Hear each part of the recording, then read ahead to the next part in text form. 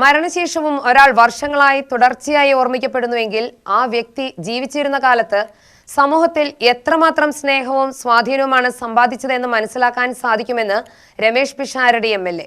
Youth Congress KSU നേതാവായിരുന്ന R Anil അനുസ്മരണ സമ്മേളനവും അവാർഡ് ദാന ചടങ്ങും ഉദ്ഘാടനം ചെയ്ത് സംസാരിക്കുകയായിരുന്നു അദ്ദേഹം.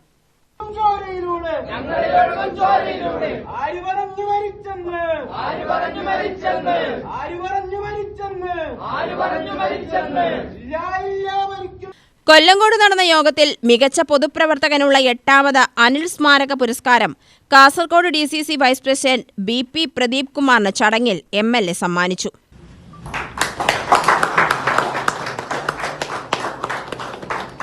എട്ട് വർഷം അനശ്യൂതം തുടരുകയും ഒക്കെ ചെയ്യുന്നു എന്ന് പറയുന്നതിൽ നിന്നും ഒരാൾ ജീവിച്ചിരുന്ന സമയത്ത് എന്തുമാത്രം പ്രവർത്തിച്ചിട്ടുണ്ട്, എന്തുമാത്രം സ്നേഹം സമ്പാദിച്ചിട്ടുണ്ട് എന്നുള്ളത് നമുക്ക് മനസ്സിലാക്കാൻ സാധിക്കും. ഞങ്ങള് ഈ സിനിമയിൽ ചില കാര്യങ്ങൾ ഉപയോഗിക്കുന്നതുമായി ബന്ധപ്പെട്ട് ഒരു പ്രയോഗമുണ്ട്. Things remembered are reused and things reused are remembered.